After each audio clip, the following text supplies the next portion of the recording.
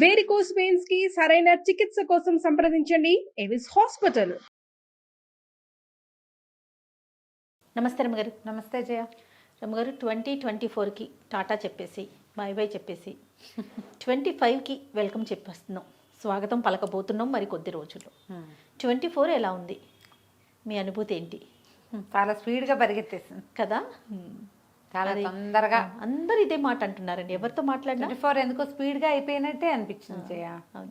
అవే రోజులు అవే నెలలు అన్నీ అవే అయినా కూడా మనకి అలాంటి ఫీలింగ్ అయితే వచ్చింది. అప్పుడే డిసెంబర్ వచ్చేసిందా అనిపించింది ఈసారి అయితే.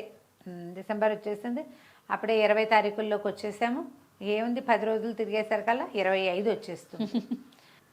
అంటే ఇదివరకటికి ఇప్పటికి ఈ సంవత్సరము తీవ్రమైన అనారోగ్యాలు కాదు కానీ ఏమిటో అనారోగ్యాలే ఉన్నాయి జయ. ఎల్లెడలా నువ్వు ఎక్కడ చూడు ప్రతి వాళ్ళకి ఇదేమిటి చికెన్ గునియా ఒకటి విపరీతంగా వచ్చింది.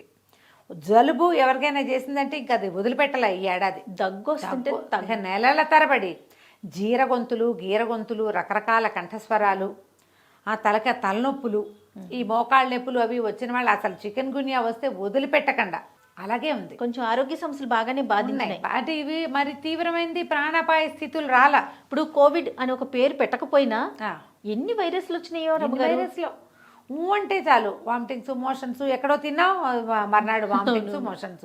నువ్వు కూడా 2 సార్లు 3 సార్లు చూసావు. చాలా ఇబ్బంది పడ్డాను. ఎక్కడికి వెళ్ళినా మనం ఇలాంటి స్థితినే ఎదుర్కొన్నాం 24లో. సరే కొంచెము నిరుడి మీద ఈ ఏడాది ఏమైనా మరి కాస్త ప్రమాదాలు అలాంటివి ఒక రవ తగ్గినాయేమో. అన్ని రాష్ట్రాల్లోనూ ప్రభుత్వాలు మారినాయి, కొన్ని చోట్ల అవే ఉన్నాయి. ఏదో అట్లా తాపీగా నడిచింది అనుకో. ఇంకొంచెం బెటర్మెంట్ కావాలేమో జయ మనకి వచ్చే సంవత్సరానికి. ఈ వైరస్లకి దొరికిపోకూడదు మనం. దొరికిపోకుండా ఉండాలంటే ఇమ్యూనిటీ పెరగాలి. ఇమ్యూనిటీ పెరగాలంటే ఏం చెయ్యాలి, ఎలాంటి ఆహారం తీసుకోవాలి, మనం ఏమి తినకుండా ఉండాలి. అసలు ఎక్కడికి వెళ్ళి ఏం తిన్నా ఏం తాగినా జబ్బును పడ్డాం. అవును, ఏ ఊరు వెళ్ళినా సరే జబ్బే మనకి. ప్లాస్టర్ వేసుకోవటం, మూతికి ప్లాస్టర్లు వేసుకుని జిప్పేసుకుని ఉండటమే మన సంగతి. కొంచెం హెల్దీగా ఉండటానికి కానీ ఒకటి ఉంది. కోవిడ్ తర్వాత మనకి ఫుడ్ ఇంటేక్ వాటిలలో మనం చాలా జాగ్రత్త పడ్డాం. ఇదివరకు అట్లాగా జనాల్ని కావలించుకోవటాలు అవి మానేసాము. ఎక్కడికైనా వెళ్తే మనం మంచినీళ్ళు మనమే క్యారీ చేయటం మొదలుపెట్టాం. నువ్వు బజార్ వెళ్ళినప్పుడు చూడు, సినిమా హాళ్లలో కూడా సొంత వాటర్ బాటిల్స్ క్యారీ చేసే వాళ్ళే ఎక్కువ కనపడతారు. అవును అవును. తిండి కూడా ఇదివరకటి మీద జాగ్రత్తగా తింటున్నాం మనం. ఎక్కువ స్పైసెస్ వాడుకోవటం, ఈ కషాయాలు అలవాటైనాయి అందరికీ, గ్రీన్ టీలు అలవాట్లు వచ్చినాయి, కాఫీ టీ అలవాట్లు తగ్గించుకున్నాము, కొన్ని హెల్దీ హ్యాబిట్స్ వచ్చినాయి. ప్రతి సంవత్సరము మనం ఇది ఒకటి మాట్లాడుకుంటూనే ఉంటాం.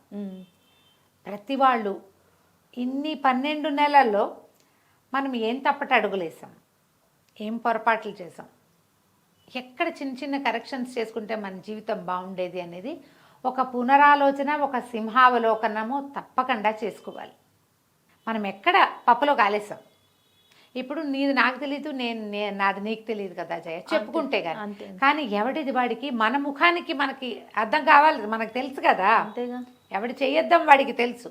ఇప్పుడు మొహం చూసుకోవాలంటే అర్థం కాదు, చెయ్యి చూసుకోవడానికి అర్థం ఎందుకు? అది మన సంగతి చూసుకోవడానికి మనకి ఒక జడ్జిమెంట్ అక్కర్లా, మనకి మనమే జడ్జిలం. కరెక్ట్.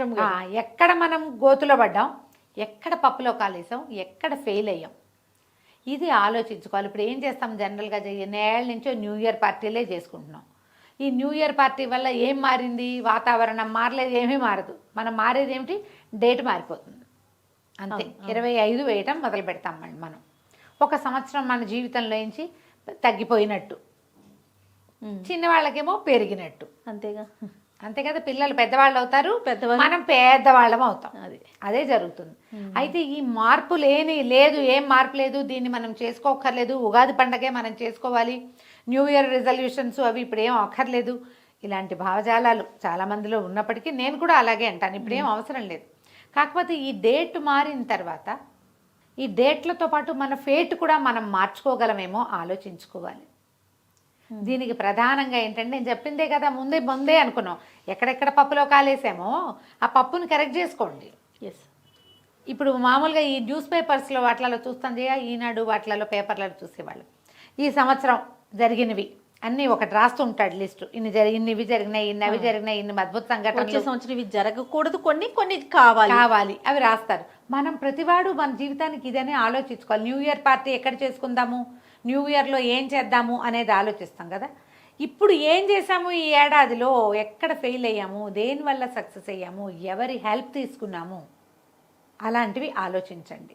వీళ్ళకి మనం ఏం చేయగలము, మన దేశానికి మనం ఏమైనా చేయగలమా, ఎక్కడైనా కనీసం ఒక మొక్క పెట్టినా దేశానికి మేలు చేసినట్టే మనం మరే కదా. అంత చిన్నదైనా అంతేగా. మన ఇంట్లోకి ఏ ప్లాస్టిక్ రద్దుని రానివ్వకుండా చేసినా మనం దేశానికి మేలు చేసినట్టే. పొరపాట్లు ఏమైనా చేసామో ఆలోచించుకుని ఏమేం చేసామో వాటిని కరెక్షన్ చేసుకోవాలేమో అని అనుకుంటాను జయ. న్యూ ఇయర్ రిజల్యూషన్ నేను ఏటా ఏదో ఒకటి చెప్తూ ఉంటాను, పెట్టుకుంటాను, నేను కూడా పెడతా. ఇప్పుడే అనుకుంటాను వచ్చే సంవత్సరం మాత్రం ఈ పొరపాటు చేయకూడదు, ఇప్పుడు ఈ పని చేయాలి. ఈసారి ఇంకా ఏం ఆలోచించలేదు జయ, చేయాల ఇంకా దాని మీద గట్టిగా. కానీ నాకు ఖచ్చితంగా నేను ఒక రాసి పెట్టుకుంటా. అరే కొంచెం లేట్గా చేయాల్సిందా నేను ఈ టాపిక్. 24లో మీకు బాగా బాధించిన విషయం ఏమన్నా ఉందా రమ్మగారు? ఓవరాల్గా మీ పర్సనల్గా కావచ్చు, ఓవరాల్గా కావచ్చు. ఎందుకంటే సమాజంలో ఉన్నాము, నలుగురు మనల్ని చూస్తున్నారు, మన మాట వింటున్నారు కాబట్టి సొసైటీ పరంగా చెప్పండి, తర్వాత మీ పర్సనల్గా చెప్తారు. కానీ పర్సనల్ థింగ్స్ ఏవో చిన్న చిన్న ఇబ్బందులు జీవితంలో తప్పవు కదా, పెద్దగా అంటే అయినవి తక్కువ ఉన్నాయి ఏవో, కానీ అదంత పెద్దగా చెప్పుకోదగినది ఏం కాదు. ఇవి ప్రతి వాళ్ళకి ఉంటాయి కదా. ఓవరాల్గా ఏంటంటే సమాజం అంత హెల్దీగా లేదు అనే అనిపించింది నాకు. సమాజం హెల్దీగా లేదు, జనం ఇబ్బంది పడుతున్నారు, కొన్ని పద్ధతులు మార్చుకోవాలి. ఈ సంవత్సరం ఇంకా వేలం వెర్రి పెరిగిందేమోనని అనిపించింది. మనం ఇతరులని విమర్శించడాలు అవి చాలా ఎక్కువైపోయినాయి ప్రతి వాళ్ళకి కూడా. ప్రతి వాళ్ళని లెగ్ పుల్లింగు. మనం ప్రమాదకర స్థితుల నుంచి బయటపడ్డాం. మనం ఉన్న ప్రమాదకర స్థితి ఎప్పుడు బతుకుంటే చాలరా భగవంతుడా అనిపించింది నిరుడు ముందరేడు. ఈ సంవత్సరం మన దారిని మనం విశృంఖలంగా అయ్యి ఎవరో ఒకళ్ళని ఎంతసేపు లెగ్ పుల్లింగ్ చేయటం, ఎవరైనా ఓ చోట కనపడంగానే వాళ్ళ మీద వ్యతిరేకంగా మాట్లాడేసేయటము. ఈ ఏడాది 24లో చాలా ఎక్కువ ట్రోల్స్ అవి ఎక్కువ ఉన్నాయి జయ. అసలు ఎట్లా అంటే మీడియాలో ఉండి మనం ఈ మాట మాట్లాడకూడదేమో నాకు తెలియదు, కానీ పర్సనల్గా కూడా పెద్దగా వెళ్ళిపోయి ఎవరిని చూసి మాట్లాడేసి ఎవరిని ఎక్కడా వదిలిపెట్టలేదు, మనం తోచినట్టు మాట్లాడేసి ట్రోల్ చేసేయటం. తర్వాత బ్లడ్ రిలేషన్స్ అవన్నీ బాగా తగ్గిపోయినాయి ఏమో అనిపించింది. రిలేషన్స్ మీద కదా జనాలు రిలేషన్స్ కి ఇంపార్టెన్స్ ఇవ్వడం చాలా తగ్గిపోయింది జయ. పూర్తిగా అసలు బంధాలు అనుబంధాలు ఏం అనిపించట్లేదు, తగ్గుమొహం పడుతోంది. నేను నా పిల్లలు, నా పిల్లలు. మరి ఆ పిల్లలకి రేపొద్దున మన మీద ఉండదో తెలియదు. అది ఎలాగూ లేదు కదరా, అది ఉండదమ్మా. అది నేనైతే అది గమనించానండి. నువ్వు చెయ్యందే, మనం మొదటి రోజు నుంచి ఒకటే వాక్యం అంది, నువ్వు చెయ్యని ఏది నువ్వు ఎక్స్పెక్ట్ చేయలేవు, అది జరగదు అసలు, అది జరగదు. ఈ ఏడాది ఎప్పటికంటే కూడా ఎక్కువ మనకి ట్రోల్స్. మనం కూడా ఈ వేరే దేశాల్లో ఉన్న వాళ్ళలాగా పేపర్ల వాళ్ళు, టీవీల వాళ్ళు, మనము అందరూ ఒకళ్ళ వెనకాల పడ్డం, వాళ్ళ జీవితాన్ని తీసుకొచ్చి రోడ్డు మీద పెట్టి అందరితోటి నానా మాటలు అనిపించటము, అక్కర్లేని మాటలు. వాడు ఎవడో పెళ్లి చేసుకున్నారో చేసుకోలేదో, ఉన్నారో పోయారో, అసలు ఒకళ్ళకి ఎవ్వరికీ పర్సనల్ స్పేస్ ఉండనివ్వకుండా చేస్తున్నాము ఇప్పుడు మనం. అంతెందుకు దూరిపోతున్నామో తెలియదు. ఈ పద్ధతులు కొంచెం మార్చుకోవాలేమో అని అనిపిస్తుంది జయ. ఓవరాల్గా నేనైతే అదే ఫీల్ అవుతున్నా. ఎందుకు వీళ్ళని ఇంత చేయాలి, ఇట్లా వదిలేయచ్చు కదా, ఎవరికి వాడి సొంత జీవితం, వాడిని జీవించనివ్వచ్చుగా. ఏమిటో మనకే కావాలి అన్నీ. పోనీ నీ సొంతదేమైనా బాగుందంటే నువ్వు పెద్ద గురువింద గింజవి. ప్రతిదీ గురువింద గింజే కదమ్మా, ప్రతి జీవి గురువింద గింజే. నీ వెనకాల ఎంతో నలుపు ఉంటుంది, అవతల వాడి నలుపుని ఎంతసేపు ఎక్కడ వేరే వాళ్ళని బ్లేమ్ చేసేయటమే అంతే. టోటల్గా కొద్దిగా అది తగ్గించుకుంటే బాగుంటుంది. ఇప్పుడు మనం జనరల్గా జయ న్యూ ఇయర్ రిజల్యూషను లేదా జీవితానికి సంబంధించి ఒక నిర్ణయం తీసుకునేటప్పుడు నాకు అది కావాలి, నేను అలా అవ్వాలి, ఇవి ఆలోచిస్తాం.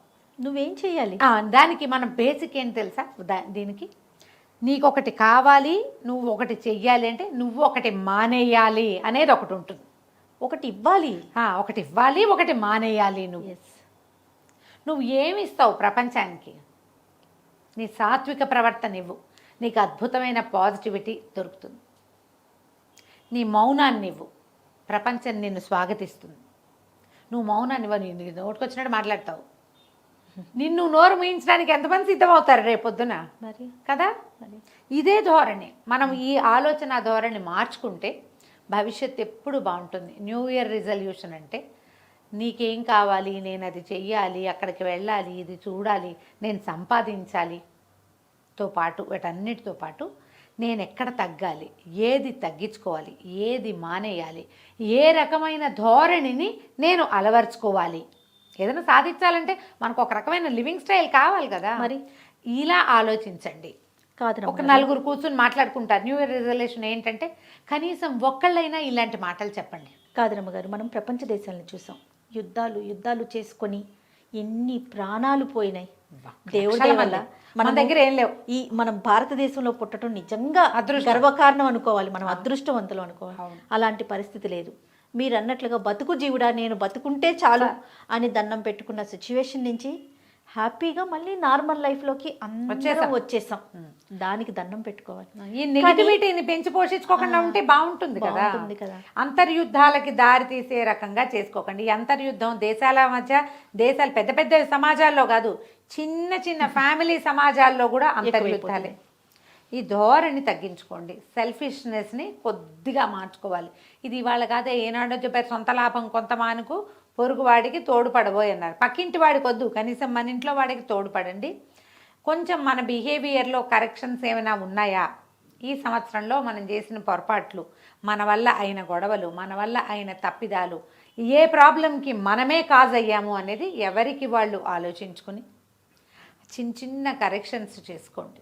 ఎప్పుడు ఇతరులని నిందించేటప్పుడు, మనం ఏంటనేది ఇతరులని కరెక్ట్ చేసేటప్పుడు, ఇతరులని నువ్వు ఇది అని వేలెత్తి చూపించేటప్పుడు మనమేమిటి అనేది ముందు ఒక్కసారి మనం ఆలోచించుకోవాలి. ప్రతి సంవత్సరము చివరి భాగంలోకి వచ్చాం, మళ్ళీ ముందుకెళ్తాం. కొత్త భాగం, కొత్త ఫ్రెష్ ఫీలింగ్లోకి వెళ్తాం కదా. ఆ ఫ్రెష్ ఫీల్కి ముందు మనం ఎదుర్కొన్న బెటర్ ఎక్స్పీరియన్సెస్, మన వల్ల ప్రపంచానికి ఎదురైన బెటర్ థింగ్స్, వాటిని సరి చేసుకుని ముందు రోజులు మరింత బాగుండాలి. సమాజం అంతా బాగుండాలి. ఆ మంచి సమాజంలో మనం ఉండాలి, మనం కూడా బాగుండాలి. సమాజం బాగుండటానికి మనం ఏం చేయాలి అనేది ఒక చిన్న ఆలోచన. నలుగురు కలిసి కూర్చున్నప్పుడు మాట్లాడుకున్నా మనల్ని మనం కరెక్ట్ చేసుకుంటాం కదా. ఇది నువ్వు సమాధానం చెప్పక్కర్లే, నేను లాస్ట్ ఇయర్ అలా చేశాను అని నువ్వు ఘోషణగా ఎవరికీ చెప్పద్దు. నీ లోపల నువ్వు సరి చేసుకో. అద్దం చూసి మొహం దిద్దుకోండి చక్కగా, అంతే. ఇప్పుడు మనం నెక్స్ట్ ఇయర్ ఈ ఏడాది చేసిన చెడు, తప్పో పొరపాటో వచ్చే సంవత్సరం చేయలేదనుకోండి, ఆటోమేటిక్గా ఈ గాయాలు తగ్గిపోతాయి. ఎవరికైనా సారీ చెప్పదలుచుకుంటే చెప్పేయండి, నా వల్ల ఈ పొరపాటు అయింది, ఈ బ్యాడ్ థింగ్ దీంతో సరిపెట్టేద్దాం, వచ్చే సంవత్సరం బాగా చేసుకుందాం, మనం కలిసి ఉందాం, సరిగ్గా ఉందాం. ఆ సారీ చెప్పడానికి మనమే ముందుండాలి. రకరకాల దుస్సంఘటనలు, మృగాల్లాగా అయిపోవటం మనుషులు. అవునండి. ఇప్పుడు మనకెంత బతుకు కావాలో ప్రతివాడికి అదే బతికే అవకాశం కావాలి కదా. ఇక పెద్ద పెద్ద చదువులు చదువుకున్న వాళ్ళు, సమాజానికి ఉపయోగపడాల్సిన వాళ్ళు, అలాంటి ఇంగితం కూడా లేకుండా ప్రాణాలు కూడా తీసేస్తున్నారు. ప్రాణాలు తీసేయటము, ఆడపిల్లల విషయంలో దుర్మార్గమైన ప్రవర్తన. అవునండి, అవును. అసలు ఒక్కొక్కటి తలుచుకుని ఏదైనా పేపర్ చూస్తే బాబోయ్ రేపేం చూడాల్సి వస్తుందో దేవుడా అనిపించే ఇలాంటి సిచ్యువేషన్స్ కొంచెం అవి తగ్గాలేమో చేయ. ఎట్లా మనుషులకి నేనే కాదు నాలాగా పక్క వాళ్ళు కూడా బతికే అవకాశం ఉండాలి అని ఎందుకు అనుకోవట్లేదండి. రోజు రోజుకి అలాగే వెళ్తోంది సమాజం. ముందుకెళ్తామంటే ఎలా ముందుకెళ్తుంది? మనం టెక్నికల్గా టెక్నాలజీ ముందుకెళ్తుంది. ప్రపంచంలో ఎక్కడున్న వాడితోటైనా మాట్లాడుతాం. ఎవరికైనా ₹1 పంపాలంటే ప్రపంచంలో ఎక్కడున్నా ₹1 1 నిమిషంలో పంపించేయగలుగుతున్నాం. దీంతో పాటు చంపేయగలుగుతున్నాను జయ. అవును, చంపేస్తున్నాము, నాశనం చేసేస్తాము, బతికే అవకాశం లేకుండా చేసేయటము. పరమ క్రూరమైంది, మృగాల్లాగా అయిపోవటం. మనిషి అన్న, మనిషి ప్రాణం అన్న, ముఖ్యంగా ఆడపిల్లల ప్రాణం అంటే విలువ లేదు. పురుగును చూసినట్టు చూసి నలిపి పడేస్తున్నారు. దాన్ని నేలకేసి రాసేయటమే. సమాజం ఎలా, వీళ్ళు సమాజంలో మామూలు మనుషుల్లాగా ఎలా తిరగలుగుతున్నారో ఏమో. వీటికి శిక్షలు లేవేమో జయ, ఇంకొంచెం శిక్షాస్మృతి గట్టిగా ఉండాలేమో అని ఇది పదే అనుకుంటామండి. వెంటనే ఇలా ఏదైనా ఒక దుస్సంఘటన అనగానే చంపేయాలి వాడు అని తెలిసింది, కొంచెం స్పీడప్ చేయాలి. ఇప్పుడు శిక్షలు కఠినంగా ఉంటే కొంచెం ఇలాంటి దుస్సంఘటనలు జరగకుండా ఉంటాయేమో అనిపిస్తుంది. ఏదో అది జరిగినప్పుడు ఒక 4 రోజులు అమ్మ అందరం తర్వాత క్యాండిల్ ర్యాలీలు చేయటం అయిపోతుంది. తర్వాత ఆ వేడి ఉండట్లేదు. మళ్ళీ ఇంకొక అలారం మోగంగానే మళ్ళీ గబగబా ఎగ్జాంపుల్ తీసుకుని మాట్లాడుకుంటున్నాం అంతే. ఆ కేసు ఈ కేసు అని ఆ కేసుల గురించి మాట్లాడుకోవటమే ఉంటుంది, కానీ చెయ్యకుండా ఉండే స్థితి రావటం లేదు. ఏమో ఇలాంటివి, ఈ అన్నదమ్ములు లేరు, అక్క చెల్లెళ్ళు లేరు, వీళ్ళ కొట్లాటలు, ఇదంతా ప్రపంచానికి తెలిసిపోతూ ఉండటము, డబ్బు. అవును, చటుక్కుని ఏదైనా చిన్నది వస్తే క్షణం చాలు మన జీవితాలు ఆఫ్ అయిపోవటానికి. అవును, ఎందుకు దేనికోసం తాపత్రయపడుతున్నామో తెలియకుండా అయిపోతుంది. కనీసం ఫర్దర్ ఇయర్స్లో అయినా, ఇప్పుడు వచ్చే సంవత్సరం ఒక కొత్త సంవత్సరంలోకి అడుగు పెడుతున్నాం, జీవితాన్ని మార్చుకుందాం, ఈ పద్ధతిగా ప్రవర్తించొద్దు, మనం బతుకుదాం, పక్కవాడిని కూడా అక్క చెల్లెళ్ళు అన్నదమ్ముల్లో లేకపోతే మనలాగా తోటి మానవుల్లో బతకనిద్దామన్న ధోరణి రావాలి మనుషుల్లో.